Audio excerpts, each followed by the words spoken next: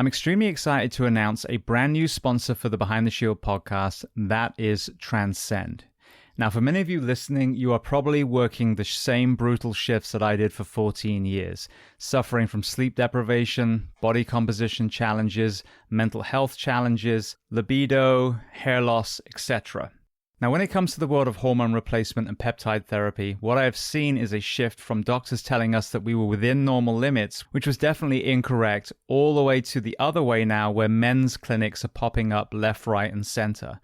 So I myself wanted to find a reputable company that would do an analysis of my physiology and then offer supplementations without ramming, for example, hormone replacement therapy down my throat. Now, I came across Transcend because they have an altruistic arm, and they were a big reason why the 7X project I was a part of was able to proceed because of their generous donations. They also have the Transcend Foundations, where they're actually putting military and first responders through some of their therapies at no cost to the individual. So my own personal journey so far, filled in the online form, went to Quest, got blood drawn, and a few days later I'm talking to one of their wellness professionals as they guide me through my results and the supplementation that they suggest. In my case specifically, because I transitioned out the fire service 5 years ago and been very diligent with my health, my testosterone was actually in a good place. So I went down the peptide route and some other supplements to try and maximize my physiology, knowing full well the damage that 14 years of shift work has done. Now, I also want to underline, because I think this is very important, that each of the therapies they offer, they will talk about the pros and cons. So, for example, a lot of first responders in shift work, our testosterone will be low, but sometimes nutrition, exercise, and sleep can offset that on its own. So this company is not going to try and push you down a path, especially if it's one that you can't come back from. So whether it's libido, brain fog, inflammation, gut health, performance, sleep, this is definitely one of the most powerful tools in the toolbox. So to learn more, go to transcendcompany.com or listen to episode 808 of the Behind the Shield podcast with founder Ernie Colling. This episode is sponsored by Team Builder, yet another company that's doing great things for the first responder community. As a strength and conditioning coach myself who also trains tactical athletes, dissemination of wellness information is one of the biggest challenges. Now, Team Builder is the premier strength and conditioning software for tactical athletes. And there are several features that really impress me. Firstly, there is a full exercise library, so you, the personal trainer, does not have to create that within your own department.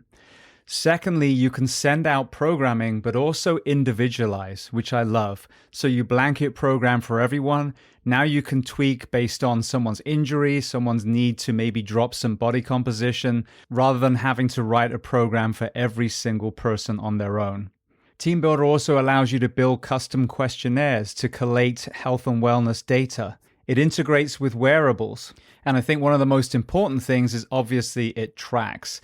To me, it's imperative that we as a profession start tracking our people from day one and then over the full span of their career, therefore catching potential wellness issues and injuries before they happen. Now, if you want to try Team Builder, they are offering you, the audience of the Behind the Shield podcast, a free 14-day trial to experience all of the features. And if you want to take a deeper dive into Team Builder, listen to episode 1032 with Melissa Mercado, or go to teambuilder.com. And I'll spell that to you because it's not as you'd think, teambuildr.com. Welcome to the Behind the Shield podcast. As always, my name's James Gearing, and this week it is my absolute honor to welcome on the show veteran law enforcement officer and the Vice President of CLS Background Investigations, Dan Skoczylas. Now, in this conversation, we discuss a host of topics, from his journey into law enforcement, the unique lens he had working for customs either side of 9/11, workplace violence, school safety, background checks, the national recruitment crisis, the downstream costs of hiring the wrong employees, and so much more. Now, before we get to this incredible conversation, as I say every week, please just take a moment.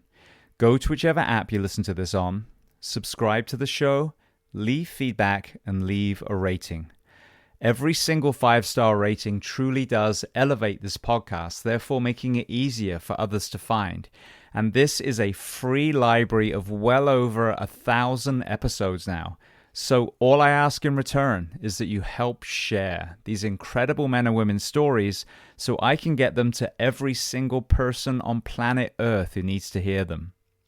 So with that being said, I introduce to you Dan Skoczylas.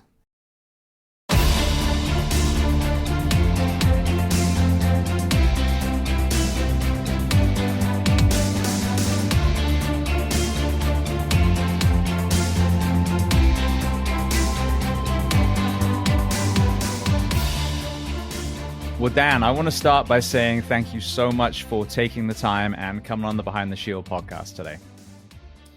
James, thanks for having me. I appreciate it. So where on planet Earth are we finding you this afternoon? Well, I am currently in New Lenox, Illinois, which is about 20 miles west of Chicago near the Joliet border, for those of you that are familiar with this area of the country. Beautiful. Well, I want to start at the very beginning of your timeline. We'll kind of walk through, and then we'll obviously get to what we're going to talk about as far as the primary subject. Tell me where you were born, and tell me a little bit about your family dynamic, what your parents did, how many siblings. Sure. So I was born actually in Abilene, Texas, on in a hospital and an Air Force base there. My father was stationed there. Didn't spend much time in Texas. Unfortunately, ended up moving to Illinois very young, and I've been here ever since.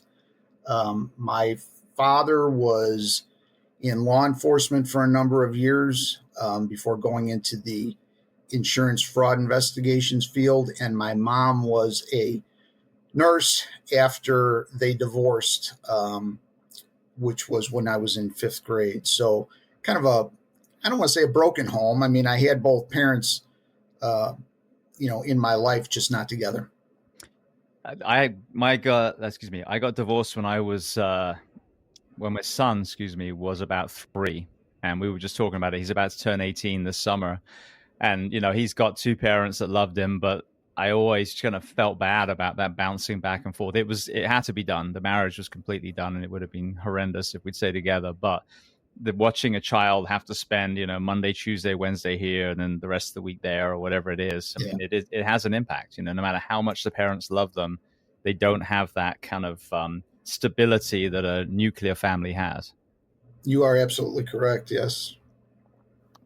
All right. Well, then you mentioned about insurance fraud. Just to jump down a rabbit hole for a second, what area was your dad working as far as the insurance business?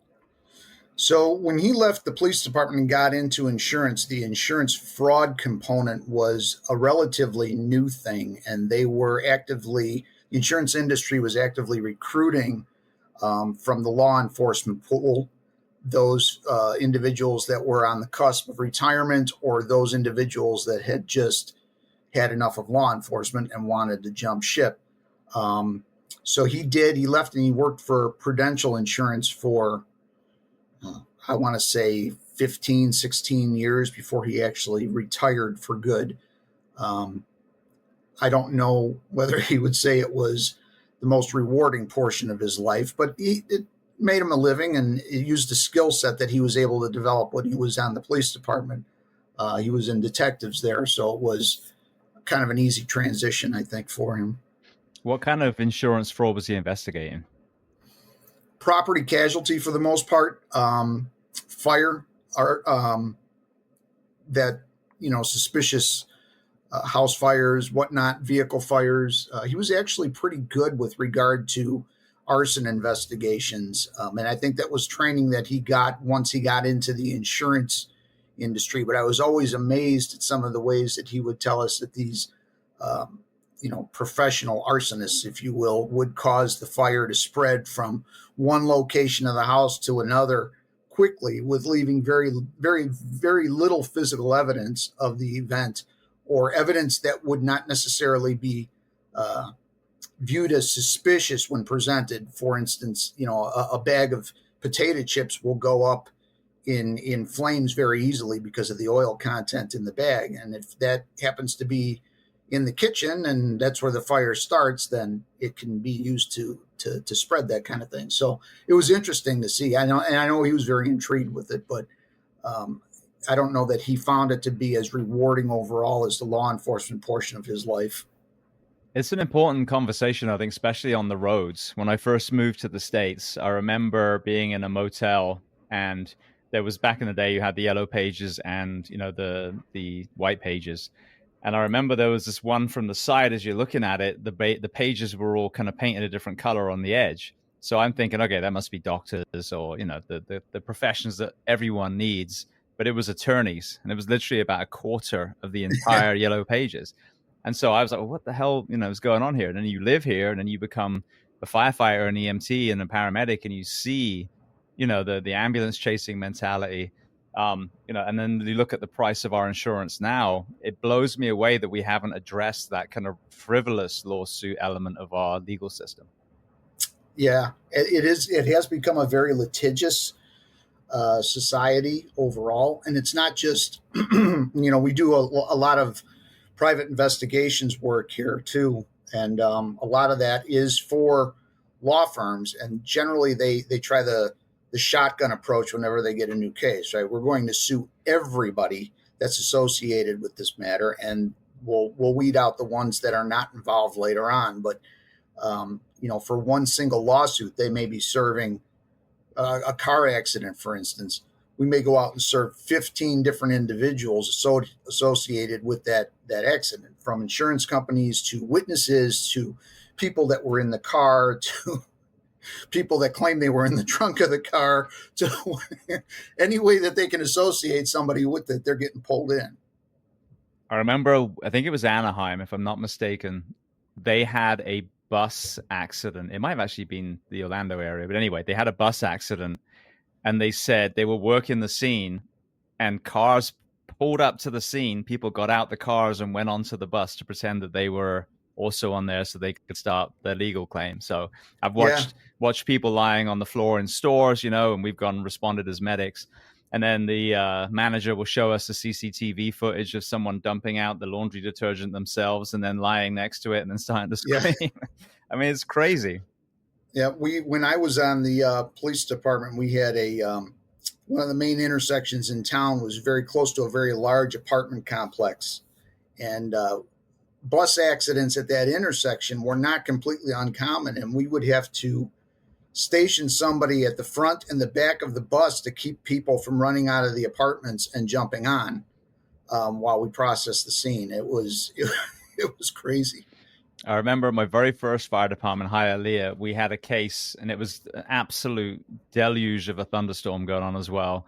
And a person had been backing out of a parking space, and someone had come into the parking lot and just dinked them. Like there was nothing even visible on the car. And the driver of the one backing out was a lawyer. And all of a sudden now his neck hurt and all this stuff. Oh, sure. And so I'm a brand new probie, so I've got no skin in the game other than just to listen to what people tell me to do. We put him on the backboard. They first tape over his eyebrows, the piece of tape that goes over the eyebrows. Yeah. And then they did the paperwork in the back of the rescue while the guy sat on the stretcher in the middle of the rainstorm. Didn't even put him back at the rig. So you got to be careful because your first responders know. That's right. Absolutely. Absolutely. We've all got those stories. I used to get a kick out of the, when we would get the violent offenders that ended up having to go to the hospital and give the nurses and the doctors a real ration in the emergency room. And I thought, you have no idea. There were areas that I never thought you could get a garden hose into, and they were just giving these guys the once over. And I thought, you kind of asked for it, so good for you. You reap what you sow. That's right. Well, one more area, because this has actually come up a lot recently. It'd be interesting to get your perspective on this. When you have a first responder who has some sort of injury, and let's say they ultimately have to become medically retired from it. I never had that happen. I had injuries, but I was able to rehab back to full duty. But I watched my friends with legitimate either mental health issues or legitimate, back injuries that had surgeries and all these kind of things, terrified to do anything because they were worried that there was going to be some dude in a bush taking a picture and all of a sudden it was taken away from them. And if you Yeah. think about that as a philosophy, there's nothing worse you can do to someone than discouraging from doing the very things that they can do to actually start healing. They may not be able to be a police officer or a firefighter anymore, but they can still pick up their children and maybe, do some, other careers instead. So what is your perspective on that kind of fear when it comes to medical retirements and some of the issues that our profession sees as a barrier to them actually getting help and progressing forward in their life? Yeah, and it is a huge problem. We have been retained on a number of cases to go out and videotape individuals that are out on workman's comp claims and whatnot. And within my agency, when I was still on the department, we had a couple of guys that were out for really extended periods of time, and the same type of thing. Were they under constant surveillance? Not always, because that gets to be very expensive. But things like being sent back to the doctor on a yearly basis for a reevaluation to check for fitness of duty, those types of things. And it swung both ways. There were a number of people that really could have gone back to duty at some point and just decided to milk the system. But I will tell you that the concern of, especially in the early stages of an injury, having somebody out there watching you is legitimate. I mean, it's usually the insurance company that retains us as opposed to the agency itself, the workman's comp company. But it is a concern, and you shouldn't feel like you have to be a prisoner in your own home because somebody's going to interpret the video of you out sweeping your porch as being fit to go back and work the rig and climb the ladders. I mean, it is a problem, but this is how the lawyers make their money. Yeah, absolutely. Well, again, I think that's another area we could address, because 100% the abuse, and we've all seen those, those homes that have the Escalades on the front driveway and the kids are impoverished and there's no food in the, those exist. There is, Yes. food stamp abuse and all those kind of things. But people kind of get pulled into that and forget that that's a small percentage. Those systems work for a majority of people. But if you Correct. are discouraging someone with a back injury to move, I mean, the reason I managed to rehab my back was because of movement, chiropractic, PT, building up in the gym. And if you took a picture of me in the gym, you're like, oh, he's not hurt. It's like, he's on a journey to be not hurt. And I got back to full duty. But I think some of my peers didn't get back to full duty because of that broken system. Yeah. Yeah, I would agree. It is problematic. What the solution is, I don't know. I don't know that it's ever going to change. Again, you make the argument that, look, if I lie in bed all day and moan because it hurts, it's never going to stop hurting. I've got to get up and become mobile. So I'm going to push myself every single day. And if you want to videotape that and then we argue it in court, so be it. But, especially these younger folks that have legitimate injuries, and I'm not talking about people milking the system, but when you have a legitimate injury, you want to get back to being functional enough to do something. Like you said, you may never return to full duty again. Maybe your career is over, but I want to do something. Nobody wants to be, sitting on their couch all day at 25 years old, relying on somebody else to feed them and help them get to the bathroom. So it's a shame that the system is skewed that way. Yeah, absolutely. Well, you mentioned that your dad was in law enforcement. When you were at the school age, was that what you were dreaming of, or was there another career in mind at first? Initially I wanted to go into construction. And I actually did. I had an uncle that owned a construction company, and I worked for him from the time I was about 12 to the time I was about 18, building homes. So a skill set that I'm definitely very grateful for now. And then where the law enforcement thing came into play, I really don't know. I woke up one day and said, this is what I want to do. My father was not thrilled with it because he had been there and, experienced the politics of the whole thing. But I just kind of fell in love with the concept and pursued it hard from that point until I actually got hired at 21. So What was it that your dad was saying about his experience in law enforcement that deterred him from encouraging you going in? Because this is something that we hear even more now, and this is one of the reasons why we have this recruitment crisis. yeah, and with my father, you're talking about going all the way back to the very early 80s. He was working for a suburban department just outside of the city of Chicago, and they got a new chief in there who was retired rank from Chicago and came in to do things the Chicago way, and it didn't fly in the suburban department. And he was my father and some of his coworkers were witness to some things that this individual was doing with regard to some interrogation tactics and whatnot, and went to the proper authorities and reported it. And whenever you get a situation like that, you got to hope that it all goes your way, because if it doesn't and this guy is left in power, you're cooked. Well, it didn't. He was left in power and he was cooked, and he was very bitter about the whole thing. He said, I did the right thing, and those people that were that had my back when we did it then turned on me. And he said, he says, you have to be very careful. The politics are horrible. And now when you're looking at it from a recruitment standpoint, I think you're getting individuals like myself and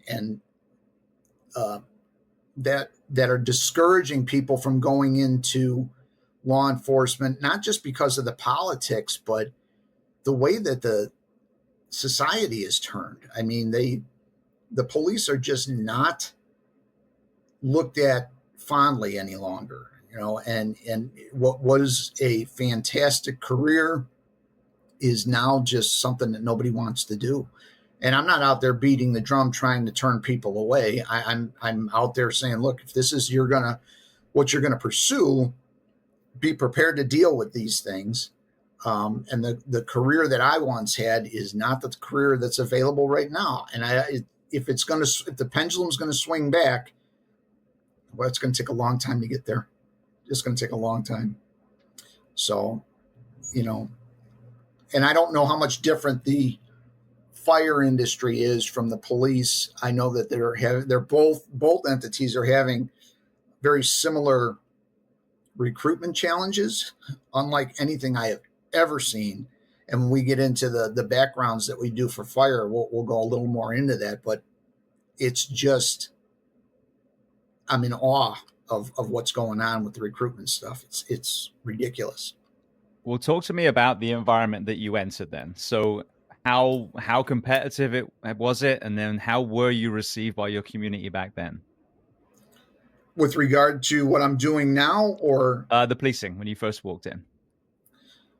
I'll tell you, when I started on the police department, it was absolutely everything that I had ever dreamed of. I mean, I would have done the job for free. I couldn't believe that they were paying me to do it, but you're talking about a day when you would have an agency that was giving a test and hiring 3 people, and you would have 400 people show up to take the test. Now you've got, and this goes for the fire side too, you've got agencies that are giving a test looking to hire 20, and they get 16 people show up to take it.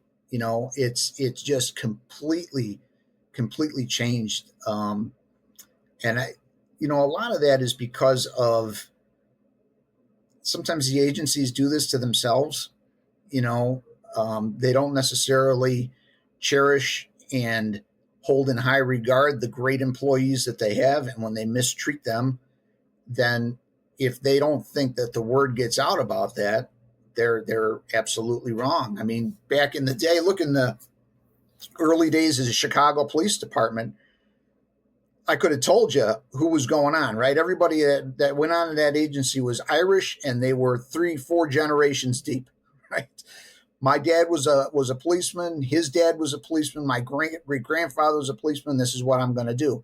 It's not like that anymore. And but in the day when I got on the job, it was that career gave me everything I could have possibly wanted up until the very end when the pendulum started to swing hard the other way. And I was already a lieutenant, and the writing was on the wall that it was just not somewhere I wanted to stay.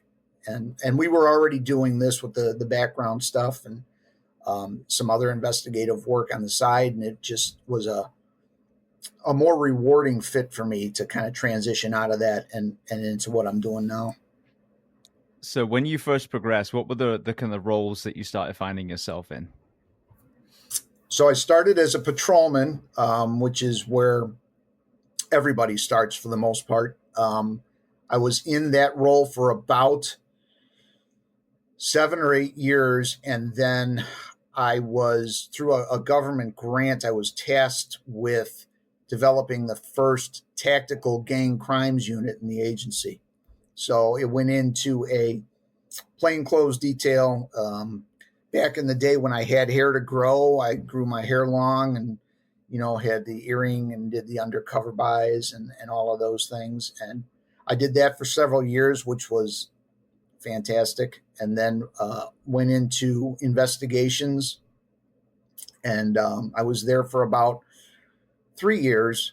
And then I got an opportunity of a lifetime to be what they call a task force officer. So I was tasked out by my agency to what was United States Customs Service at that time, which is now Department of Homeland Security. And I spent 2.5 years there working international money laundering and narcotics smuggling cases, primarily money laundering, which was a wonderful experience. But I swear to God, in the 2.5 years that I was there, I probably had 48 hours off the clock. Everything else was going nonstop. So it was, again, a job for a younger guy, and it was designed to burn you out as quickly as it possibly could until you were begging to go back to your agency. And ultimately that's what happened. And I got promoted shortly thereafter to sergeant, and then about 5 or 6 years later to lieutenant. And I retired as a lieutenant in 2014. If LinkedIn and my memory serves me right, that customs assignment that you had spanned 9/11. So what was that? What was the environment before, and did you see any change with all these changes in air travel and funding terrorism? Were there any kind of interesting things that you observed as you progressed past that date? Yeah. So actually, I was on duty. I was back on the street, and I was as a sergeant at the time. I had just gone back to the agency, and 9/11 happened, and I was actually working. And I can remember, from a local standpoint, everybody gathering in the squad room and watching those buildings come down and recognizing what position this put us in the department, but not having any clue what position to put the country in. We were directed to go out and stop at all the schools and let them know that we're here and we're safe and we're watching over you. And I had principals in tears going, "Are we at war?" And I'm like, to be honest with you, I don't know. I don't have the answer to that question. And I was in a kind of a unique position that I still had my contacts at customs. In fact, my funny story, my wife was my first partner at customs. So we met there. And she was home with our first daughter at the time on maternity leave. And, they were just as ill-prepared and dumbfounded by the whole thing as the rest of us, which doesn't say much for our country's defense system at the time. But shortly thereafter, it was a huge morph, combining different agencies together and, trying to pool resources and to try to ensure that this kind of thing would never happen again. In reality, it's more damage control than anything else. But they tried, the government, I think, did a great job of trying to create the illusion that they were going to change everything and everything was going to be okay going forward. We recognize their mistakes, and we all know that all these years later, we watch the government make the same mistakes over and over again and do the same things and have the same problems and same challenges. And they just tend to revert back to, and speaking of for law enforcement, the things that they've always done. We've always done it this way. Well, it's never worked. So let's continue to do that by all means. The task force concept was phenomenal. The Joint Terrorism Task Force, or JTTF, great concept. It's the execution of all of those things that's always been a challenge. Talk to me about the importance of collaboration between agencies. I was talking to someone the other day, and we were referring to the Gotti documentary. And when you see the barriers to him being arrested a lot sooner, it was kind of egos between each of the agencies involved in that case. You've got pretty unique perspective with customs, and then pre and post 9/11. What do you observe as far as the times where it's done well, where agencies do collaborate, and then those times where they're not collaborating, and then what is the takeaway from that? How do we move forward and get people to actually interact rather than let egos get in the way? Yeah, and the biggest problem is, you hit it right on the head, is the egos. And it always has been. I think when you talk about the task force officer program, the concept is phenomenal, and it's amazing to see the differences between how the federal system operates and how the local system operates. For example, when we were working these money laundering cases, if I was involved in a case where we were buying a large stockpile of narcotics, for instance, and you needed what they would call flash money, right? You've got to show some cash to the bad guys so that they believe that you're legitimate. If I needed $1 million in a suitcase, the Fed could get that to me in a number of hours. If I needed a helicopter to follow people around, or an airplane to follow people around, I could get that through them in a number of hours. If we actually had someone in custody and they needed a jail cell to put them in, they had nothing. So the concept, I'm like, you just gave me a helicopter and $1 million. You don't have a jail cell to lock this guy up in? No, can we take him back to your agency and put him in there? I'm like, yeah, you can. But I said, I'm just baffled that. So the simple, basic gumshoe tasks that needed to be accomplished were very well handled by the local officers, because they did that every day. And conversely, when you needed the big stuff that, if somebody came to me at my agency and said, I need $1 million in a suitcase for flash money, I'd be like, we're out of luck. There's no way. If I can take a collection in the squad room, but we're not going to come close. So it was really amazing at the differences between the two. And then when you actually brought them together and got them to finally play nice together, we did amazing things. That is the exception, unfortunately. Usually, particularly in law enforcement, everybody wants to be in charge. And it's usually the younger folks that don't know any better, right? I'm running this operation. This is my call. This is my case. I was more than willing to give it to them. Like, good. It's also your responsibility. You tell me what you want me to do, and I'll go do it, right? But the younger guys coming into the game wanted to be in control of this. And interestingly enough, we started to see this when we started post 9/11, when police and fire departments started to do a little more training together. It wasn't so much the egos that were getting in the way. It was the lack of communication. The ability to talk to each other on a something as simple as a common radio band was a mess. It was a complete mess. So you've got first responders doing one thing without other first responders knowing what they're doing. You've got different agencies coming together because I heard something on the radio and figured you guys might be able to use my help. It's guys showing up in plain clothes because they've got a radio at home and they're grabbing their gun and running to the scene. It was a mess. And to this day, I think that the lack of communication between agencies is an even bigger problem than the ego thing.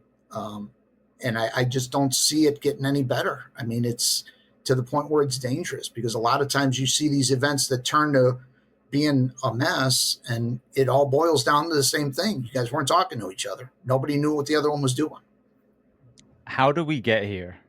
Why is that such a problem? Because we see it, and I've seen it in my career. You know, I've argued on dispatch to get an engine sent to a fire when I'm on a rescue. I'm on the EMS in that moment, you know, and they're telling me, oh, it's not our jurisdiction. It's the city of Orlando, or vice versa. I'm like, I can see the fire station. Just send them. And then you hear police and fire not playing together, county and city not playing together. How has that always been a case? Is it something that we've just been hiding from for a long time, or has this got worse as maybe, you know, the lack of leadership is starting to get more prevalent in our professions? Yeah, and I think it has always been there. I think it's getting worse. You know, and it's going to take leadership on all levels to step up and say, look, we know what the problem is. We're going to fix it. You know, if you took several like-minded agency heads, both from fire and police, and brought them together and locked them in a room for a day and said, clear your head and let's work on solving the problem, by the end of the day, they would come out with a solution. Now, execution of the solution or implementation may be an issue, because you're talking about money and buying equipment and changing rules and regulations and new policies and practices and procedures. But started to see some changes that were giving me some hope at one point with the development of the rescue task force concept, which is something that I'm sure that you and most of your listeners are familiar with. The idea that you would take firefighters and police officers and almost cross-train them so that they know what the responsibilities of each one is, and we can enhance each other's responsibilities, is a concept that just makes perfect sense. You know, the days we used to, when we had an accident, for instance, that we were working and the fire trucks and the ambulances would roll up, we used to refer to them a lot of times as the evidence eradication team, because they would drive those rigs over the debris field, because they're not looking for the debris field. Who are they looking for? The injured parties. They've got a job to do, right? So something as simple as saying, hey, let's have a meeting so you understand what's important to us and we understand what's important to you. We'll clear a lane for you to park your rigs. When you arrive on the scene, watch for us to wave you into those lanes so you can get your people out of there as quick as possible without damaging the evidence that we're so desperately trying to preserve. And, you know, just those types of conversations and then implementation of them. It's not enough to just talk about them. You've actually got to do it. Absolutely. Well, speaking of interaction between FD and PD, I know the active shooter world is something that you specialize in too. So yeah, there's all these different conversations, obviously all these different kind of philosophies on how, especially our schools, how we keep them safer. What are some of the kind of truths that have arisen through all your work in that area? Yeah. So this is an area that I'm extremely passionate about, and for a number of reasons. And my journey to the epiphany and getting to be very passionate about this is a little bit of a lengthy one. But I was on the department that I was a member of for 24 years was a smaller agency. We were just outside the city of Chicago, but we tried to make really good use of the resources that we had. So we weren't big enough to have what you would call a full-time SWAT team like Chicago or New York or LA, but we had what we called our high-risk entry team, which was a smaller group of officers that were trained in specialty entries and those types of things, of which I was a member of that team. It was about a 6-man, and at some point it was a mixed bag. We had males and females in there. And we spent an ungodly amount of time training. And when the active shooter thing started to come into play and we were training in the schools, and as we were doing our training, I'm looking at what we're doing, and we're supposed to be there training the employees and the students in the schools. And the reality of it was we were there training ourselves. They were getting nothing. They were our puppets and role players. They did exactly what we told them to do, but they learned nothing from it. And I thought, if you look at the average response time for law enforcement to arrive at a mess like this, and the number of people that are killed and how quickly they're killed, we're not doing anybody any good here. But of course, when you're on the job and this is your job and you tell somebody that, they don't want to hear it. So I'm quickly shut up and do your training and keep your mouth shut. And, when I got out of law enforcement, I was like, I have a solution that's better for you folks. Plus I had 2 daughters that were in the school system, and, I knew what the schools were doing or not doing. They were having local law enforcement come in and do some training for them so they can simply check the box. And I knew it was putting my kids at risk. And I said, I'm not going to do this anymore. So this active shooter thing was a discussion around our dinner table on a nightly basis. My 2 daughters, by the time they graduated high school, were better trained than any staff member in that school on what to do with an active shooter event. And I'm very proud of that. I'm proud of them for it, But, I tell people all the time when we do these active shooter trainings, I said, if you've got kids in the school system, sit them down and talk to them about what they're being told to do and how they're doing it. And if you know it to be not the right solution, then you train your kids, because it matters most to you whether or not they come home. So I'm very disappointed in the way that the schools and law enforcement handles these things. Time and time again, I see the same mistakes made.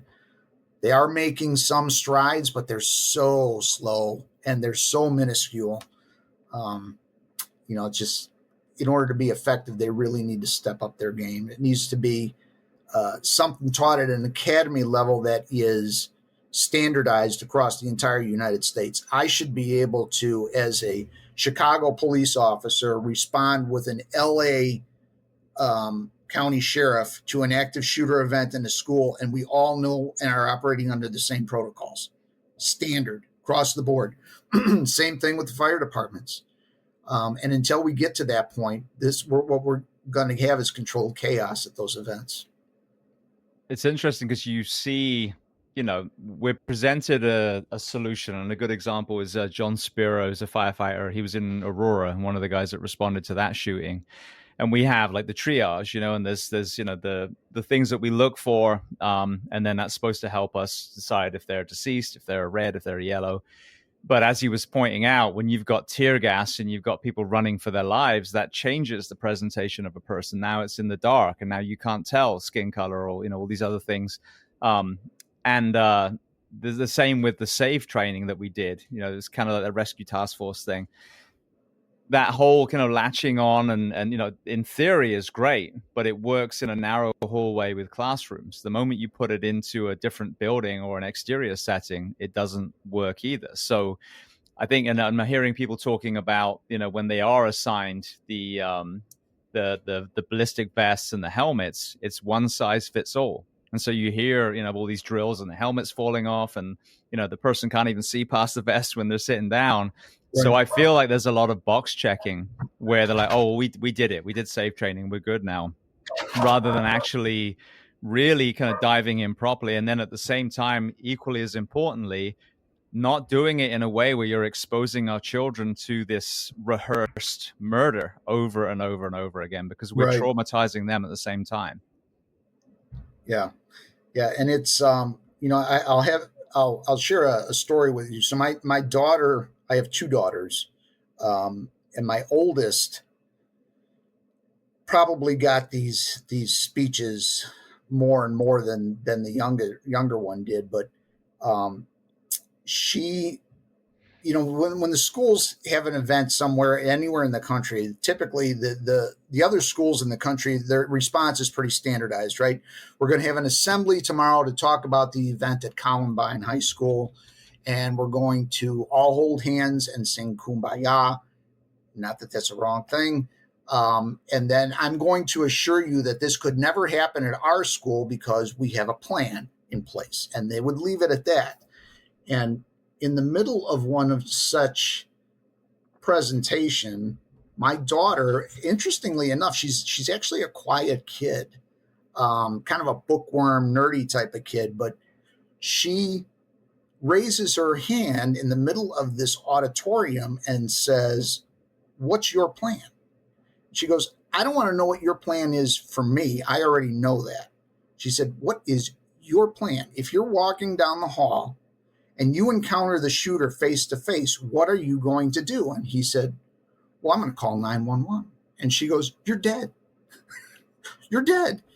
And the whole auditorium erupts in applause. And the two teachers sitting behind her kind of lean over and whisper to each other, "Damn right, he's dead."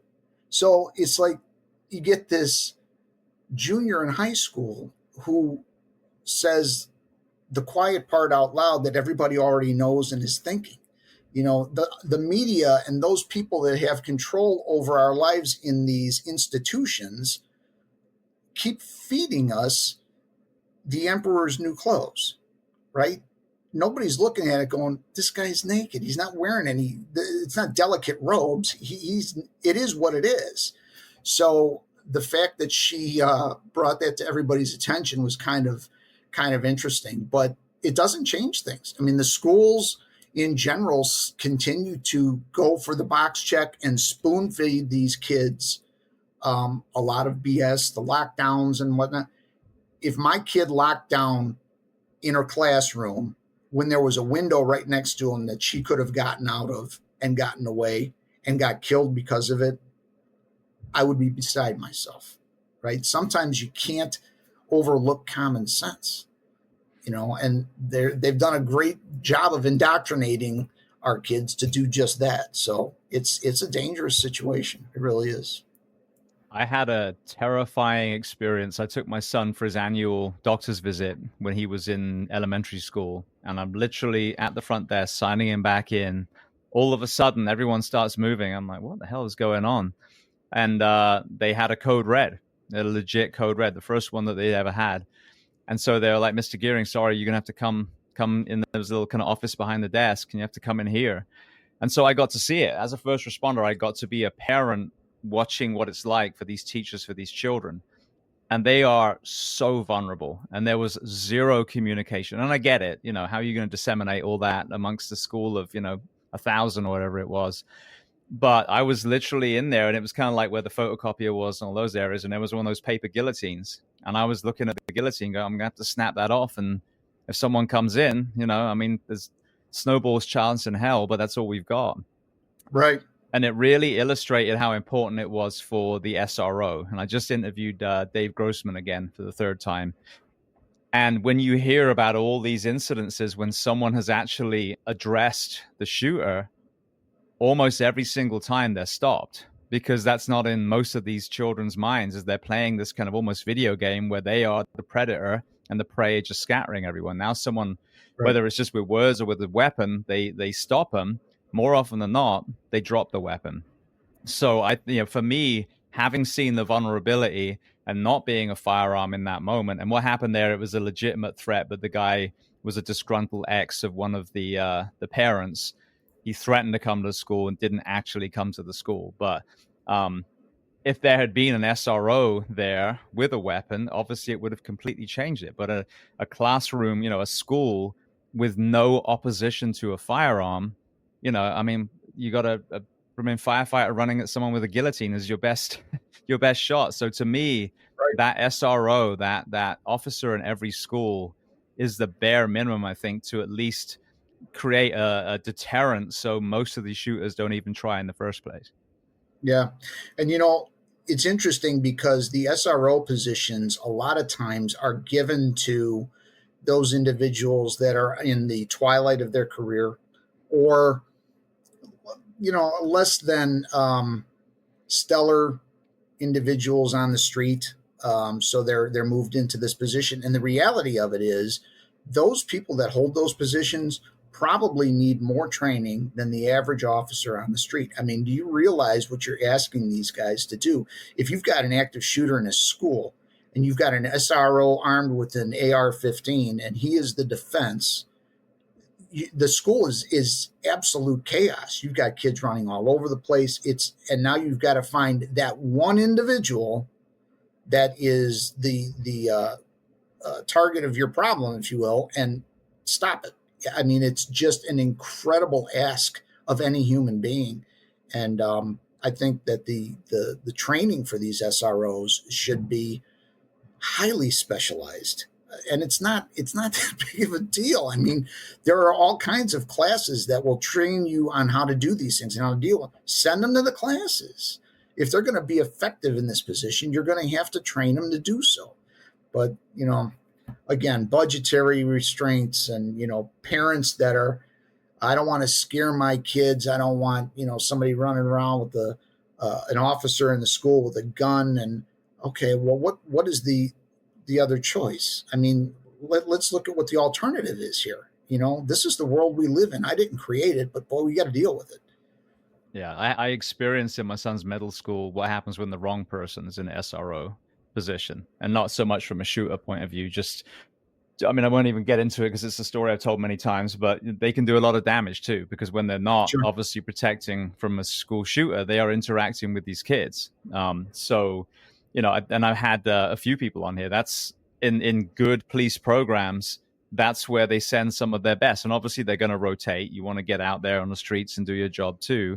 But they hold their SROs to a high level. And just like you said, I think a lot of departments, it's kind of like, 1 foot out the door type one. Or if even someone's even a problem, we'll just put them with the kids. Well, that's all well and good until you get Uvalde, until you get Parkland. And when they're called upon, they drop the ball and children die. Yes. Yeah.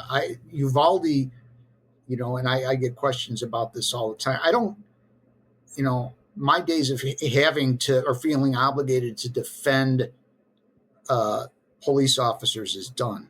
I call it the way it is. If you screwed it up, I'm going to tell you screwed it up. To have an incident like Uvalde in today's day and age, I sat there with my chin on the floor. I thought, what are these people doing? In the days when I was on the rescue task force, if we had an incident like that, you had a supervisor saying, for right now, we're going to stand down. We would have handcuffed him and sat him on the floor and walked right past him. There's no way. And yet we had all of these officers going, well, he said, we're going to stand down. We're going to stand down. And I figured some of them would be charged criminally in the end. And that's where we're at now. Plenty of them are being charged, and probably appropriately so. But just a sad state of affairs. And until the agency heads march in there and saying, I know what society is saying. I know you guys are not happy about this, but we're going to control this because we're trained to control this. And that's just the way it is. And until that happens, we're going to see these incidents time and time again. Well, that's a good segue into, what we're going to talk about next. What I'm seeing and what you touched on before, and we'll take a deeper dive into it, is that a lot of these were happening, and these people in uniform were hired when there was still a high demand. It was very competitive, and we were testing against thousands of people for a handful of spots.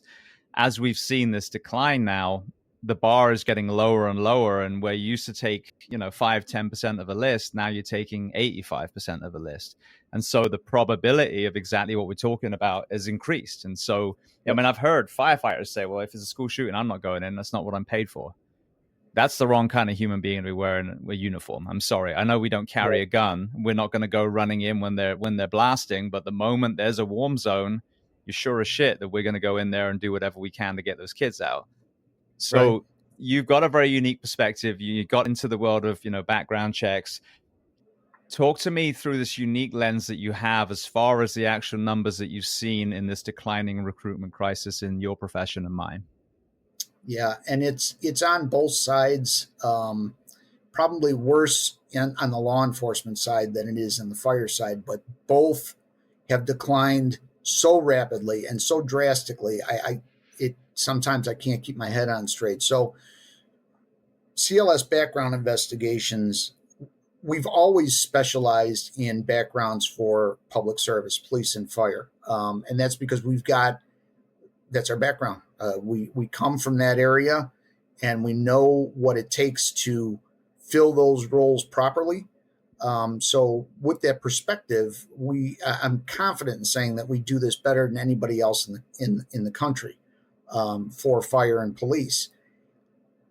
We started the company in 2000, and I would say from 2000 to 2016, 17, fire and police backgrounds was probably about 25% of our business. Others were everything from tenancy screening to donut clerks. I mean, we did backgrounds for just about everything.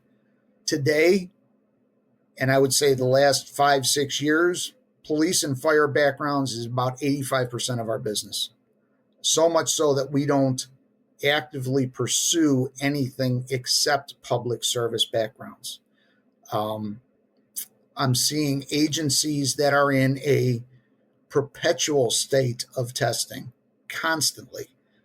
Some of the fire agencies that we do work for, I'll call and say, I need to speak to Jeff Smith. And they're like, you know what? He can't come to the phone right now. He's driving the ambulance today. So you've got chiefs out there driving the ambulance because they don't have enough people to staff their agency. It's unlike anything that I've ever seen. And the candidates that are coming through, you got people that are applying to be full-time firefighters that have extensive criminal histories. You've got people that are admitting to extensive recreational drug use. And I'm not talking about, smoking a little weed here and there. I'm talking about cocaine and LSD and mushrooms, all during a time frame when they were on the job for another agency. So it's not just the decline of people that are interested, but those people that are showing some interest, the decline of the individuals that are presenting themselves for consideration is just nauseating. I've never seen anything like it. And unfortunately, you see agencies and agency heads so desperate to fill their rosters that they start to dial back their requirements. And they're like, well, maybe we'll give this guy another shot. I'm like, he just admitted to, cocaine use 6 months ago. How do you hire this guy and say, we're going to give him a shot? It just baffles me, but I get it. They're just so desperate for people, and nothing seems to be, primarily in law enforcement, but even on the fire side, nothing seems to be enticing the good people in. So you might have some insight that I can share, because it's been something else. As we touched on earlier, and obviously with you being Chicago, I had one of your brother police officers, Wynn. I'm trying to remember his last name now. It's fallen out of my head, but he really opened up about the city of Chicago and the pendulum swinging and the organizational betrayal and the mass exodus from that particular department. And it's understandable. I mean, anyone watches the news around that kind of disastrous 2020 to 2022 era. I mean, it was just complete politicking. There was no common sense middle ground loyalty at all. In my profession, though, even though it's arguably almost what they call virtue signaling, like thank you for your service, but then when it comes to hiring firefighters, there's no support anywhere. What I've realized is, for us, it's our actual work environment that's really shot us in the foot. And the Wall Street Journal just did an article that I shared a couple of weeks ago. The generation now, Gen Z, are actually leaning into the trades. And the reason being, you've got this information age now where everything is accessible. And as you said earlier, you can research different departments. What are their work weeks? How much do they pay? What are their benefits? And they're looking at college and going, wow, so $30,000, $40,000, $50,000 in debt, and I get a piece of paper that doesn't guarantee me a job. That sounds terrible. And so they look at, our professions, and they look at the fire and go, 56 hours of work a week. And then the mandatory overtime makes it an 80-hour work week. And then you've got the pay, which, seems good, but then when you divide it by 56, actually isn't very good at all. And then you look at if you Google, is it healthy to be a firefighter, which I did the other day, it says cancer, suicide, divorce, all the things. So these young people are getting the whole picture. When you came on, you would have done it for free. When I came on, I forgot about this. I was just talking about this the other day. They didn't tell us what the salary was for my first apartment. I went in completely blind, and it was shit when we finally found out, but that's how competitive it was. We just wanted to do the job. Now these people are understanding, okay, this is what the entirety of the job looks like. And it's an honorable profession. It's a calling. But these young people, they value their mental health, they value their physical health, and they value their relationships. So looking at my profession, they're like, I love the calling, but that's just not going to work. I want to have, a healthy family. I want to stay married. I want to have a good relationship with my kids. So that is the thing. But what's beautiful in Florida is now there's starting to be a shift where the most progressive departments are understanding that. And they're moving to a 42-hour work week, which all you're doing is taking the money that you're bleeding downstream and you're investing it in the front, hiring more firefighters and filling all those vacant spots. And they're filled with these young people that are starting to come to our departments now because they're like, they get it. They actually value their people. So even though there's an element of that in law enforcement, I think that's where yours and mine are different, is we have that public support. It's our lack of leadership and the devolution of our working environment that's hurt our recruitment and our retention. So the beautiful thing is you fix those things.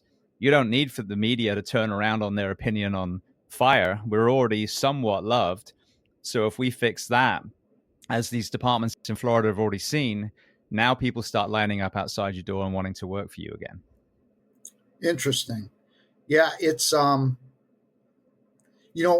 when I was at this doing this presentation at this conference, they had a psychologist there who actually co-presented with me for a portion of it, and he was talking about what people that go into the fire industry, when interviewed and asked what's your draw, a lot of them said that it was the camaraderie, whether it's perceived or something that they've experienced at another agency. They were seeking out that brotherhood. And granted, whether it's police or fire, at least back in the day, there was nothing like it, right? It was something that you couldn't get anywhere else, and you couldn't really explain it to somebody that had not done it.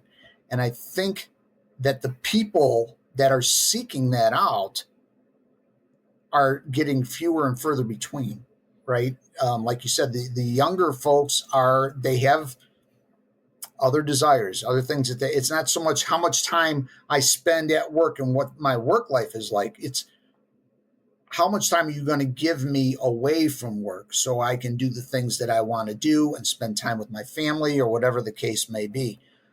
So it's a different dynamic. It's a different type of person. But if you're telling me that you're starting to see those people that are more dedicated to the service coming back in, that's actually a breath of fresh air. And I really hope that it filters through across the country. But it took us a long time to get here, and it's going to take a long time to get back, Well, I think interesting, though, like you said, around 2016 is when you had that jump. And I'm assuming that you had mostly first responders because so many agencies were hiring and doing background checks now. But it's about 10 years. That's it. 10 years ago, it was still really competitive. Probably 20 years ago, it was even more competitive. But 10 years, we were still in a good place. So arguably, it's descended incredibly quickly. So I think that we can, the beauty of a crisis is you're forced to actually make change.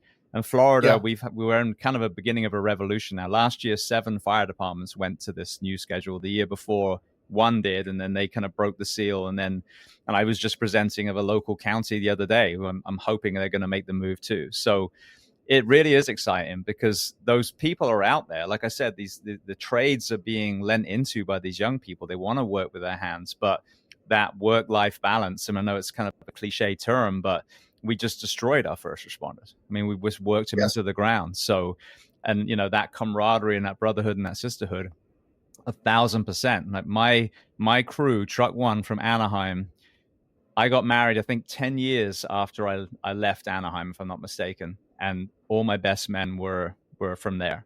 So, that's the kind of bond that you get. So the job is the job. Like, it hasn't changed. It's an amazing calling, but you have to create an environment that makes a cohesive group. And I think that when the bar is lowered, you don't get that shared suffering. You don't get that cohesion. When you have a lot of people testing, you can put that bar back high where it's supposed to be. And if you go through that crucible, you've earned your place in that department then. Yes, absolutely. Absolutely. And when you've got people that I've been on the phone, like I said, with chiefs recently, and as I'm discussing these applicants with them, I can actually see them lowering the bar during our phone conversation, saying, well, maybe we're going to give this guy a shot. And I'm thinking, but what does that do to the rest of the apples in the barrel? You're bringing this person in. He's going to be toxic to the agency. The agency that he's leaving can't wait to get rid of him. I had the chief over there say, listen, I'm not going to tell him this, but if they hire this guy, I'm going to send pizzas over for the department because he's my biggest headache. So they're looking to get rid of him, and they're passing the buck on to somebody else. The departments that we have that are the most successful are the ones that dig their heels in and say, look, I am not lowering my standards. These are the standards we've had. In fact, while everybody else is lowering their standards, I am going to raise mine because I want people to come to my agency, not because of the pay, not because of the vacation time, but because they have heard from their peers that this is the best agency in the state to work for. That's what I want. And I want them beating down my door to get here. And those are the ones that seem to have the least problems with their employees. So it's sometimes they lose a lot of people as a result of it. But are you losing a lot of people or are you losing a lot of problems? Right? If you're not bringing them in to begin with, you're probably losing the problems that you would have later on. There was a perfect example, Anaheim. And I've worked for some great agencies, but Anaheim, their bar was super high. And I actually did the CPAP, which is our physical test, when I was getting ready to move back east. And I wanted to, being humble, I'm like, well, let me make sure I can do really well on this. So when I go and test, I perform well and get myself, high on that list. And the guys running it said they'd never met a guy that ever left Anaheim Fire Department before. And Anaheim, when you got hired, I tested against 1,000 people for 30 spots. And when you got hired, every single class, they would lose 25% of their guys on probation by the end of the year through attrition because the bar was there. And if you didn't meet it, no hard feelings. There's lots of other agencies that will take you, but you're just not cut out for Anaheim. Conversely, the last place I worked at, the bar was in a trench. And, you would have, let's say 30 spots, and I'm not exaggerating, maybe 40, 35 people will be testing. And on paper, they had a better work week and some other things. But when it came to actually doing the job and how they were perceived, it was the polar opposite. And there were some great people within that department, but that was despite the department, not because of it. Yeah. Yeah. And when you talk about the bar being so high that, getting the position is like getting accepted as and making it through Navy SEAL training school. Those are the people I want responding to my house, right? When I'm calling for help because my family member is down having a heart attack and I'm in panic mode and I can't perform CPR, I want somebody there that has really, really competed for that job, really wants to be there and is going to serve me well. And boy, when we start to get a pool of those individuals coming back into our midst, then we're going to turn this whole thing around. Give you an example. Chicago Police Department, they give a test every couple of years. I think they're testing every year now, but they typically, when they give a written exam, will get 35 to 40,000 applicants come out to take that test. The last one they did, they had 700. It's crazy. 700. Yeah. And out of that 700, what I was told by my sources is 50% of them would never pass the background. So, that's what you're left with. Mm-hmm. It's just, it's not good for society as a whole, but, I'm hoping that we can at least do our part to help to make sure that when you hire a firefighter, that my philosophy is this: when you send me an applicant and say, do a background on this individual, male, female, doesn't make any difference to me. Our system is very blind, but it is my job to find a reason why you should not hire that person. And if I can't, then you might be on the road to having a good employee. It's just that simple. One of the pushbacks I get is, well, we can't even afford, people now. How are we going to afford another shift? And when, again, it's pretty sad that I'm able to figure this out because I'm not an intelligent guy at all. But if you look at just the basic, economy, there's a term, false economy. If you look downstream and you've got 25% of your department is vacant, so you're filling it with overtime at time and a half, and now you're forcing your people to work 80-hour work weeks to fill those spots. And then you have this, as we said, this revolving door when it comes to recruitment and retention. So you're spending 20 grand for every single person you hire who 2-3 years walks out the back door. There are in Chicago, for example, will be hundreds of millions. In locally here, it's tens of millions of dollars. That in itself has been enough to justify most departments saying, okay, enough is enough. Let's take that money. Let's hire another shift. Now we have 4 shifts. And now it's a 42-hour work week. Let's bring these people in.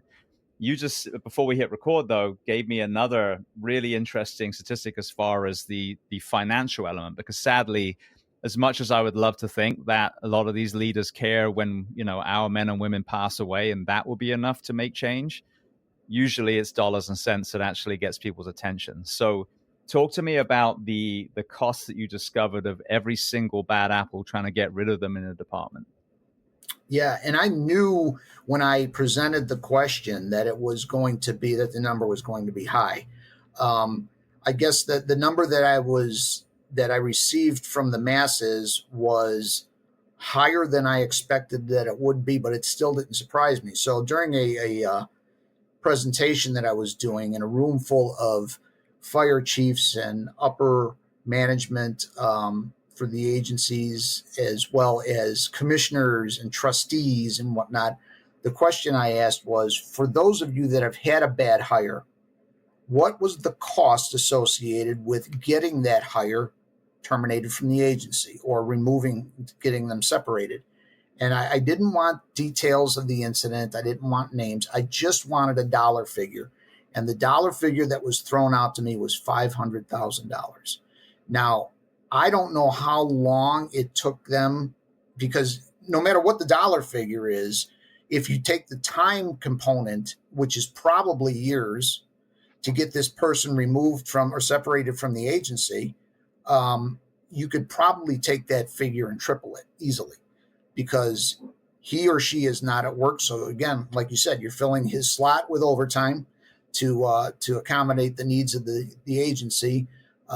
Perhaps he's off on some kind of workman's comp claim, and now your insurance company is paying to have him followed around, and attorney's fees and all of those types of things that drag on for years. And in the meantime, what it's doing to everybody else that works there is poisoning the other apples in the barrel, because this is what they see. Is this the agency I want to work with? Is this where I want to make my career for the next 25 years? And the answer is no. If this is the way you handle these things, no. If this is what you're going to hire and these are going to be my coworkers, I don't want to stay here. And then they start testing and looking elsewhere, and it becomes this vicious cycle. So it was pretty interesting to see. And I ended up talking to the individual that threw the number out after the presentation. And because then they asked, what is the cost to do a properly conducted background? I said it pales in comparison. But ultimately, it would have been, had they done things the right way, they would have never hired this individual. They would have known that it was a problem, and they wouldn't have brought him on. So it's a lot of money. It is. And again, I'm not an economist, but I mean, if you just look downstream, I mean, it's so obvious, and then now you have these other departments that have done it, that will gladly say, here's where we found it, and that's not even counting. If you imagine a healthier workforce, the workman's comp premiums are going to come down. The medical disability payments are going to come down. Line of duty death, God forbid, is going to come down. Lawsuits from when we make mistakes, because you not only hired the wrong person, but in other cases you've got great firefighters, but they're so damn sleep deprived. The police officer that has the wreck in the intersection, or does happen to shoot the teen that's reaching for his driving license because he's so exhausted and has been forced to do another shift, right, that he thinks he's going for a gun. I mean, these are all dollar amounts as well. So there's so much money downstream that we can tap into, but you just have to understand or even take a step back and think to ask for a forensic analysis of the downstream cash. Sure. Yeah. Yeah. And like you said, a lot of agencies that never even crosses their mind. Now, hopefully, maybe some of them are starting to wake up and smell the coffee a little bit and go, hey, you know what? There's something to be said for this. What is it going to cost us long term? Just in lawyers' fees. If you've got somebody that you got to separate from the department, the first thing you're going to do is call the agency's attorney. As soon as his phone rings, the meter starts running. I figure when that guy throws out a figure of $500,000, probably half of that is lawyers' fees, and the other half was settlement fees to get the guy to resign. Mm-hmm. Right? Doesn't take into account anything else. What it did to the agency over the course of the time that he was there, the overtime that it cost to fill his slots, all of those. And I don't know the details of the case. It doesn't make any difference.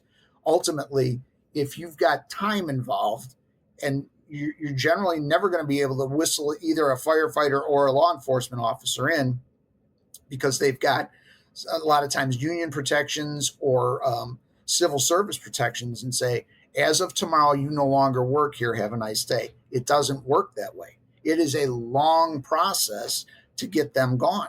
So once you factor all of that in, probably that $500,000 figure was probably more like 1.2, 1.3 would be my guess. I saw an article, I think it was on social media, but it was bouncing around recently, and I don't think I even read the whole thing, but it showed how many police recruits had died during, I believe it was the academy. And again, there's an opportunity to have those standards even at the academy level for the safety of the recruit. There's some people that just aren't ready to do this yet. It's my profession. Right. You're going in bunker gear. You're climbing stairs encumbered. You're going into burn buildings. You're climbing a 100-foot aerial. That's not an environment for someone who's ill prepared. So this lowering of standards is even making it dangerous for our young recruits in the first place. Sure. And I can remember back in the day, and I'm sure it's no different now. I mean, the police and the fire, although when it comes to responding together, don't necessarily communicate well, there still seems to be a common bond between them. I would stop by the firehouse in my jurisdiction all the time and talk to those guys. And one of the common threads was that the fire department, the firefighters always thought that the police were kind of nuts for doing what they did for a living. And conversely, the same thing. I'm like, look, I'm not putting on 200 pounds worth of gear and running into a burning building with a hose. You are out of your mind. But, we each had a mutual respect for what the other one did. And it was just kind of funny, to see how that worked. But you're right. I mean, the physical, and you look at, law enforcement on a daily basis. They drive around, and we always said it was 95% absolute boredom and 5% complete adrenaline dump. What other job does that? Right? I mean, you're stagnant in the squad car, eating McDonald's French fries out of a bag on the seat next to you, and then 30 seconds later, you're jumping fences, chasing some offender from an armed robbery who's turning around with a pistol in his hand. I mean, it's to go from zero to where you're at, and the same with the firefighters.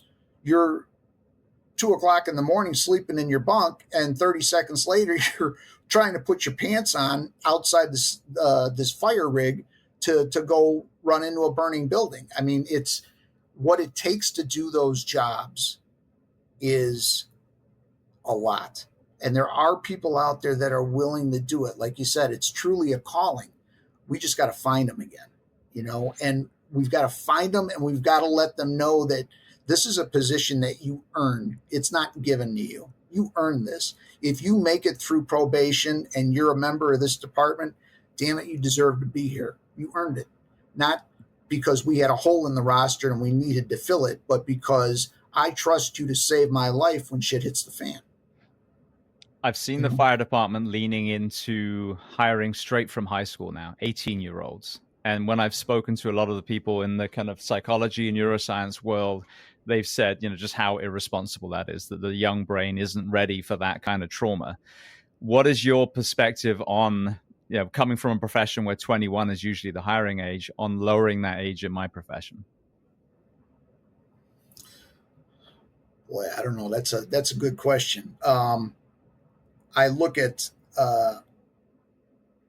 some of the law enforcement people that I see coming on the job now at 21 and think, you look like a 14-year-old kid, and you got a gun strapped to your side. This just doesn't look right. Then I try to remember that I didn't look any different when I first got the job either. I'm not. You're asking to get into the psyche of the individual, and I think it's really on a person by person basis. Maybe there's I don't know that you can drop the age limit automatically and say, well, at 18 we're going to take you. At 18 we're going to take you if you pass these additional components or you have this additional training. Perhaps, not only does that tell you that they've had the additional training and those components, but that they've got the dedication to go through it, right? So if I've got an 18-year-old kid, and I would have done this, when I got on the job, James, as a policeman, if they had told me I needed to pitch a tent in the middle of winter on the front lawn of the police department and lived in it for a week, I'd have been out there in 30 seconds, right? So if you've got a kid that comes on and says, I'm 18, I want to do this job, I want to be a firefighter, I'm willing to take the extra classes, go through the extra exams, whatever it takes, I want to do this. Do I think that he or she should be excluded? I think you'd be sorely mistaken to do that, because you're taking what is potentially a great career employee and saying, you know what, you got to wait a couple more years. What's to say he's going to wait? What's to say he's going to wait? He goes on to something else, right? I wanted you so bad I couldn't stand it, and you didn't want me, so I moved on, right? This is a relationship more than it is a career. So I don't know that dropping the age limit as a standard would be the greatest of ideas, but if you examine each one on a case-by-case basis, which again is going to cost more money on the front end, but you could get and end up with an employee that stays with you for 40 years and ends up being one of the best assets of the entire department. Well, speaking of that, then selection. One of the truths, and I tested for 4 departments. I worked for 4 departments, so I had 3 polygraphs and 4 psych tests. The polygraph, when I did the research, I realized, it's a magic show, and as long as you don't confess, then you're good to go. And so had no problems going through all those. I did some things when I was younger that didn't negatively affect anything. But I learned very early on in the fire recruitment process that if you're completely honest about everything, then you're excluded. Like, they want you to be a choir boy that did nothing but read a Bible for 21 years of your life. Right. Which is a shame, because I think it, yes, kind of promotes dishonesty. But then with the psych test, it's the ones called the MMPI, and I had it over and over again. And it's the ones where it's like literally thousands of questions. Do you like skateboarding? Do you like the rain? Do you like flowers? Do you like touching kids? Do you like dogs? And whoa, what was that last one? And it's right. And then you speak to people, and I've obviously got to speak to a lot now in that world, psychology, psychiatry. And they said that was never meant to be a standalone test, full stop, especially not to determine someone, to be able to be a first responder or not. It's one of many tests for forensic psychology to give an overall perspective of someone. And so we have this polygraph, which, arguably is not accurate. We have the MMPI, which is a completely inaccurate test for what we're saying it's going to work for. So my whole thing has been, we know that our profession is full of young men and women that have had some things happen when we were younger. And arguably that's what sent us into the uniform. And those things, when processed, can become absolute strengths. But if left unaddressed, they can become fractures of our foundation. So to me, I think that we should take that money that we wasted on those other modalities and put it into counseling from day one. So, even on probation, you do your PT, where you also have your sessions, and you speak to your counselor, you develop a relationship, you start talking about your early life, and now you're off to the races and you've normalized that element of the job. But obviously then it's like, well, how are we going to screen people? And I think this is the thing, is what you're offering, what you've done for your career is the most important point.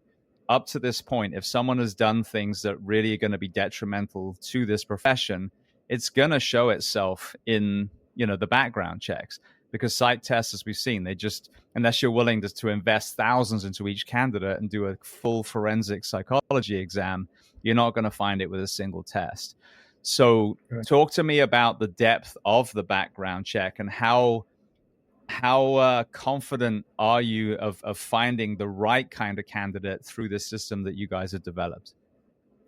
Yeah. So all great points and great questions. And, I would be being dishonest if I said that there is a magic bullet for this, right? Have we done backgrounds on people that have then gotten onto a department and end up being not such a great employee? I'm sure we have, no doubt about it. But so have all of those other components failed at some point as well. I will tell you that what I think makes us excel in this particular area, because if you look at a background as a whole, a lot of components of it are standard across the board. I mean, certainly we are going to run your criminal histories to find out what you've got convictions in, and we're going to run your social security number to make sure that we know that you are who you claim to be, and your driving records, and are there any variations of your name that we need to be concerned with. But what really makes the difference with us is the interview process. And it is not, again, any magic bullet, but most of our people are from a law enforcement background. And I don't want to call these things interrogations. They're not. But we have a pre-printed battery of questions that we ask. And what our investigators recognize is when something is said to get them to probe a little further, right? 90% of the kiss of death backgrounds that we do for firefighters is caught up in the candidate interview. They admit to this stuff. I mean, there are times that I've had to pull the phone off my ear because I'm laughing so hard trying to take notes because I can't believe that this person is telling me what they're telling me. And again, I think that the presumption is that we're going to find out anyway. So I might as well be honest about this, and maybe I get some extra points for honesty. And they feel that we're going to find out anyway because we tell them that, or we tell them that we already know. I'm not asking you questions that I don't already know the answers to. They know that they're going to have a background. They don't really know when it started. They don't know how long we've had their information and what we've been doing before that phone call occurs. So it puts them in a very uneasy position. And a lot of times they just vomit out information that is killer for them. Now, could they possibly learn over time that, hey, every time I say this, I don't get the job? Potentially. But we've gotten to the point, we service about 65 different agencies in Illinois alone. So a lot of the times we're doing a background on a guy who we're doing the same background for 4 different agencies at the same time. So if you leave this out of this interview, but I know you said it on that interview, the agent's going to call you back and say, hey, last week I talked and you said that you were doing cocaine on the weekend 4 weeks ago, but you left it out over here. We need to talk about that. And we make sure that the reports are accurate on both sides. And the agencies then, appreciate that, obviously, because they can address these issues up front. We don't make any suggestions or recommendations on suitability. If I tell you that this guy spent 4 years in prison for criminal sexual assault and you decide you're going to hire him anyway, that is your business. But I want to make sure that if he spent 4 years in the joint for criminal sexual assault and it's reportable, that you know about it and then you make the decision. So, it's the magic sauce is in the interviews. But that being said, when you do these backgrounds, there's this magic element out there called the Fair Credit Reporting Act. The FCRA is what governs background investigations. And it doesn't matter if you're doing credit reports or not. In fact, we don't do credit reporting for any of our fire candidates. It's not pertinent to the job. It makes no difference. But the same rules apply. So, for instance, I cannot report to you that your candidate was arrested 6 times for domestic abuse. Can't tell you that. If he's got a conviction, I can tell you that, but it's got to be a conviction. It's a different ball game. So we focus in then on the behaviors during the interviews, and they've got to be very carefully worded and read to the applicant word for word. Now, once he or she starts to speak, certainly I can say, do tell, or tell me more, or keep going, or don't say anything, because as soon as you're quiet, they figure, well, he's silent. I must be my turn to talk, and they keep going. So we write all of those things down, and they end up in the report. But if you ask the wrong questions the wrong way, you're going to end up in court over this. And it's our job, as well as to find you the best candidates, is to make sure that you're doing this the right way, so that when the candidate says, I was not offered this position because of a faulty background, you've got your attorney's got the steam that they need to go into court and say it wasn't faulty, and here it is.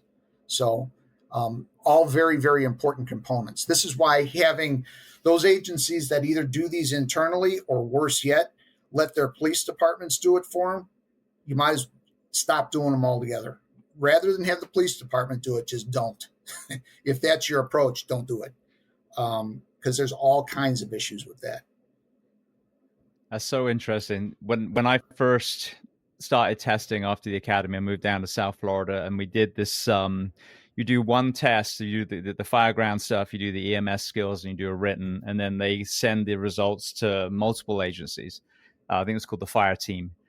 And Miami Beach Fire had one of their guys there, and they had a pre-app. And again, you're talking about being honest. We put everything down. And yeah, years ago when I lived in Japan, I did this thing.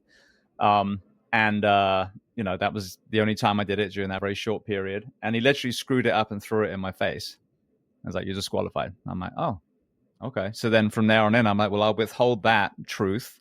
And, right. Everything else is like on board, no issues at all. But it really made me realize that, again, like I said, that choir boy thing, there in our profession, there's that gray area for a good firefighter, for a good cop, for a good paramedic. You don't want the white. I mean, the whiter than white person might be amazing, but chances are a slightly colored, early life is going to give you, a good first responder. So where is that line? Of course, crimes against children, stealing narcotics. I mean, there's obvious ones where, yeah, it's a complete, disqualification. But you look at some of these, the wildland convict crews, the inmate crews, and how they can actually go into the wildland fire service. You hear some of these stories where people have been able to get past some mistakes that they made earlier, and they became great firefighters, police officers, paramedics, doctors, Sure. nurses. So, what's your perspective on that? I think early on when we had so many people, they almost could say, well, you just need to have never done anything ever. But I think that's very unrealistic, especially finding the right kind of person that can deal with these stresses and interact with some of these people on the streets, if all you've ever known is Bible study and, whatever. Correct. And I'll give you a couple of quick stories with regard to that. So during the later years of my career, because of the things that I did with regard to backgrounds and having this company, and I actually wrote all of the policies, practices, and procedures for the background program for my agency. And during that time, I had some discussions with the agency head, the chief, the deputy chief, and it had always been that, they had a zero tolerance policy for onboarding these folks with regard to drugs, any kind of drugs. So they were throwing people into the gutter that were admitting to smoking marijuana. It was that strict. But they wanted to require at least a 2-year college degree. And I said, you can't have both. If this guy went to college, he smoked weed at some point. That's just, it's one of the things that happens in college. I said, so if you're looking for somebody that's got a 2-year degree in criminal justice and can say, I've never tried cannabis, I said, you're really limiting and getting rid of some good potential candidates here. And it made them change the policy with regard to, that cannabis thing. And, the Fed used to be any use of drugs whatsoever was a deal breaker. I mean, if you came in and said, yeah, I tried marijuana in high school, you can't ever be a federal agent. They've dialed that stuff back. And I think that you're right, that it's interesting that they assume that because you have dabbled in some of these things that you are going to be a defective first responder.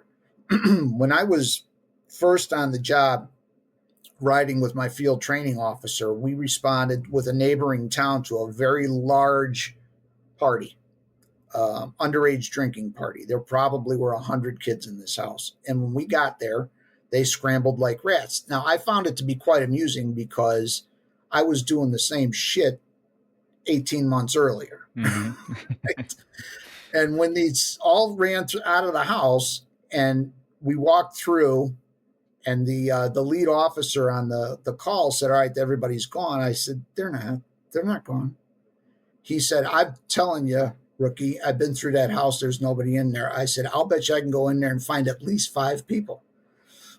So they let me walk through the house, and I walked down the hall, and there was one of those sets of attic stairs in the hall.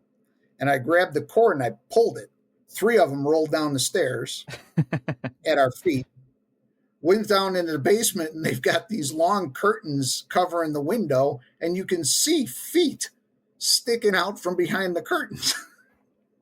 So I'm moving the curtains, and they're all running out the door. And, my training officer said, what made you think that you could go in there and find those kids? I said, because I hid in the same spots a year ago. I said, the fact that I did these things gives me the insight to know how to deal with it, right? And I think within reason, it is a mistake to dismiss anybody that's got any indiscretions in their past as being unable to be a first responder. That is not true. It's just not. Yeah, well, the irony now is the 2 things that I tried, one of which when I was in Japan was legal, the other one wasn't, but they're both being used now for PTSD and first responders and military. So we've gone full circle, where the things that I was vilified for, you can actually, soon will be, I'm sure, legal and be able to use in a therapeutic way in many, many ways. So, we look at these kind of stigmas and these beliefs that we were so entrenched in 20 years ago. And then you've got to have the humility and step back and go, yeah, maybe we were wrong. It's okay that we were wrong. At the time, we thought we were right. But when do we finally go, okay, we're going to change the way we think now? Yeah. Yeah, you don't have, and certainly those things become legal once the government decides, hey, we can tax this. Mm-hmm.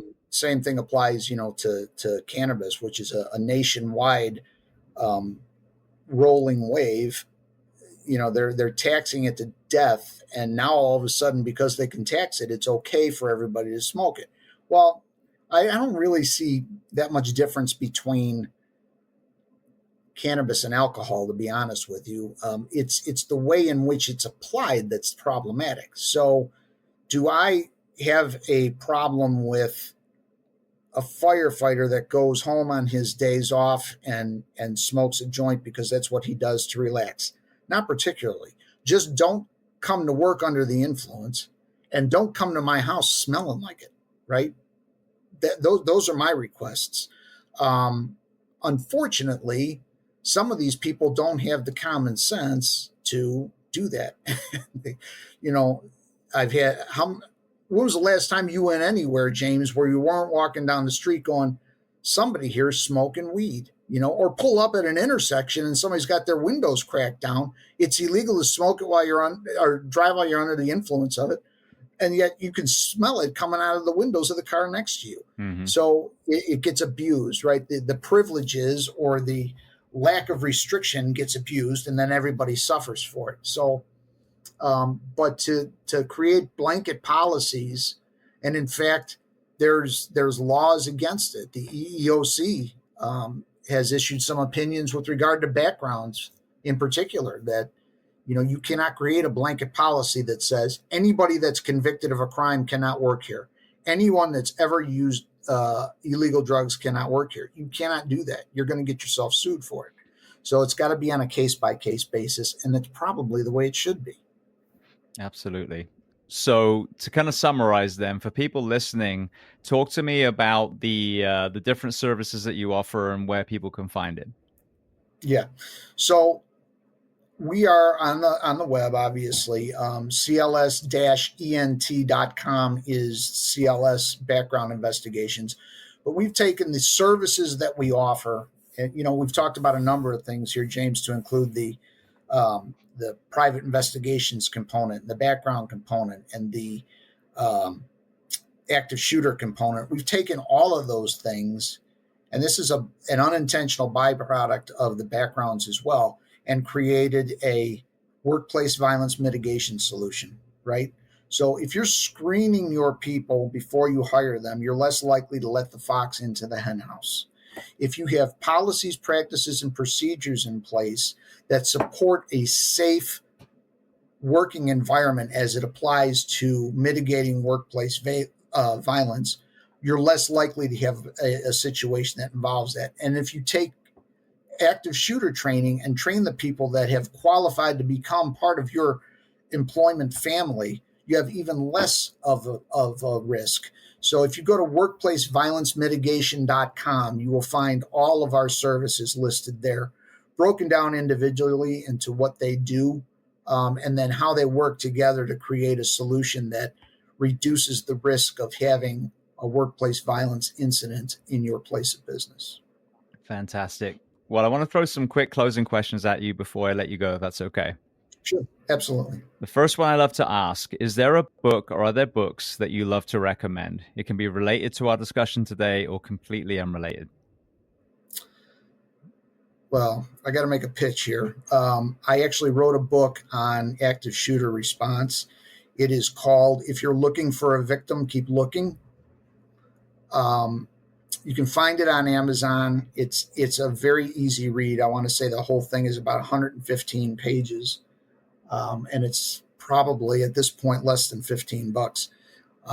But it discusses, and it's peppered in with stories from the field, so things that I actually experienced while I was on the job and how it applies to the mitigation of workplace violence and active shooter stuff. There are a couple of books that I have read, one of which is called Left of Bang, which is written by a Marine that was a trainer. And the whole concept of Left of Bang is situational awareness, paying attention to what is around you so that you can take action before the explosion goes off, before it turns bad. That is another one that I recommend. And finally, which one that I'm sure a number of your listeners have already read, is called The Gift of Fear. And it is, again, a book about kind of situational awareness and not ignoring the sixth sense or the uneasy feeling that you get when you're walking into the gas station and you're just like, something's not right here. I shouldn't be going in. Then don't go in. So it kind of explores the psyche of all of that. I found that that was also a very interesting and helpful read. I just literally yesterday saw a video on social media, and it was, again, a soundbite, a minute or so, but it was someone, I'm assuming from the law enforcement community, talking about cases where someone's had a sixth sense, but say the example they give is, the elevator opens up, they're about to get in, and whoever is presented in front of them kind of makes them feel, ill at ease. But because of, again, the political environment, they're like, well, I don't want to appear a certain way, so I'm going to get in. In that particular situation with that particular individual, it was a bad choice. So the whole takeaway was, don't let, that kind of pressure negate that feeling, that animalistic feeling that we all get that might be actually there to save your life.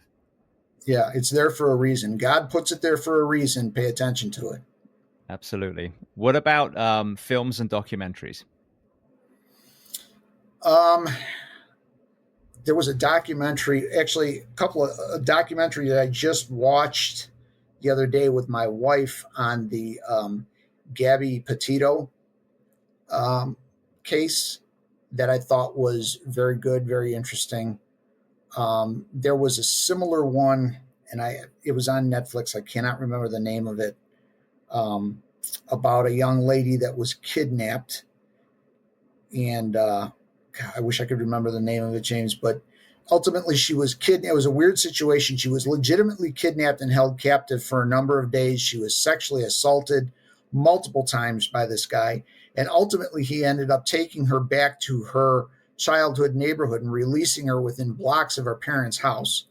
And when she reported the incident to the police, because it sounded so bizarre, they dismissed it as being BS. And he ended up being arrested a couple of years later as a serial killer. And he had done this many other times. And I think what made me so interested in it was the fact that the police so blatantly dismissed all of her story, just like it did. It sounded bizarre, but the bizarre ones are usually the ones that are true. So a horrible failure on their part. So that was, again, another one that I really enjoyed. Films, I try not to, we all have our favorites that we're like from the time we were kids. I like the Rocky series from when I was a kid. And, I always like those movies that portray an underdog that continues to fight until he comes out on top, he or she comes out on top. I find those very inspirational and amazing. And it gives me what I need to look at my life and go, all right, if truth or not, whether this is fiction or it's actual the way it is, the fact that this person wouldn't quit got them to where they wanted to be. Therefore, I need to get up at 5:30 instead of 6 tomorrow because I got things to do. So, those would be my answers to that. I think I've had Rocky named more than any other film when I've asked this question. And it's funny, you think back to young Sylvester Stallone that was struggling to work in Hollywood, so he ended up writing his own script. Who'd have thought that it would be held up as one of the best stories we've had on screen? And, I think what's actually a better story than the movie itself is his story. Sylvester Stallone is an amazing individual, whether you like him or you don't like him. The fact that he fought tooth and nail to get to where he to become what he actually became is just an amazing story. Yeah, absolutely. Well, speaking of amazing people, is there a person that you recommend to come on this podcast as a guest to speak to the first responders, military, and associated professions of the world? Oh, boy. I have the one individual that comes to mind is a good friend of mine that retired from the job, and he's the only officer that I know firsthand that was involved in a line of duty shooting where he actually was forced to take someone's life. Now, I've talked to him about it a couple of times. It was probably 10, 12 years ago. I don't know how open he would be to discussing it, but the story itself is amazing. It was a suicide by cop situation, female, and just a brutal situation to be in. And he and one other officer ended up having to end that threat. And he's the first one that comes to my mind that would be a good one to discuss that kind of situation and the recovery from such an impactful event. So I can try to hook you up with him. I'd be happy to, and see if he's willing to come on and discuss it. I'd love to hear the discussion that you have with him.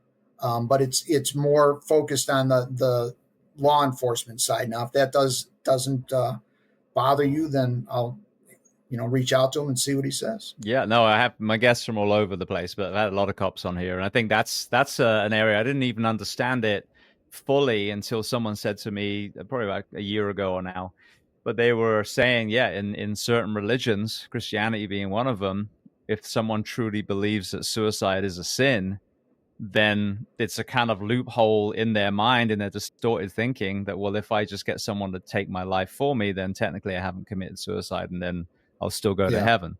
But what a burden. I mean, firstly, how sad that person is to get to that point of crisis and, to feel like that's the only option, but then to put that burden on the officer who has to live with that the rest of their life. I mean, yeah, that's an important story to tell, I think. Yeah. Absolutely. All right. Well, then the last question before we make sure everyone knows where to find you, what do you do to decompress? Not enough. Actually, what do I do to decompress? I am a guitar player, and when I can get my time alone in my studio, which is nothing more than a bedroom where I keep these things, I can actually just kind of melt into the music that I love and enjoy playing. And what typically starts out to be a 15-minute session ends up being 3 hours before I realized I've been out of commission that long. So I really, really love that. And I would say that is probably the one thing that kind of takes me away from everything else that I've got going on. So yeah, that would be my answer there. Brilliant. Well, you mentioned the sites where people can find the work. What about you personally? If someone wants to reach out, where are the best places online or social media? Yeah, I'm on LinkedIn under my name directly. And there's not many of us out there with that last name. If you throw that in, I'm bound to pop up. And then, on the website is our office phone number. They feel free to leave a message with the switchboard. I return all calls that are left with my name on them. So if somebody says, I'm calling for Dan, I will call you back. We are not that swamped where I cannot carve out some time to make a phone call. And then usually once we have that first initial conversation, start an email thread. Happy to give my email. It's my first name, Dan, period, my last name at cls-ent.com. You can reach me there as well. And then James, if certainly I'm connected with you on LinkedIn as well. So if somebody has questions and you want to direct them my way because it's in my wheelhouse, I'd be happy to follow up that way as well. I appreciate it. Thank you. Well, we have gone all over the place in this conversation, but I think there's so much value in the lens that you have, not only in law enforcement, but in the background check world. I mean, your perspective on the recruitment crisis, and again, optimistically, this swinging the other way now of the pendulum, I think is invaluable. And some of the things that you brought to the table, I think, hopefully will be great tools for people moving forward. So I want to thank you so much for being so generous with your time and coming on the Behind the Shield podcast today. Absolutely. And I want to thank you for having me. It's been a lot of fun. And I hope that our connection grows from here and we can help each other out going forward.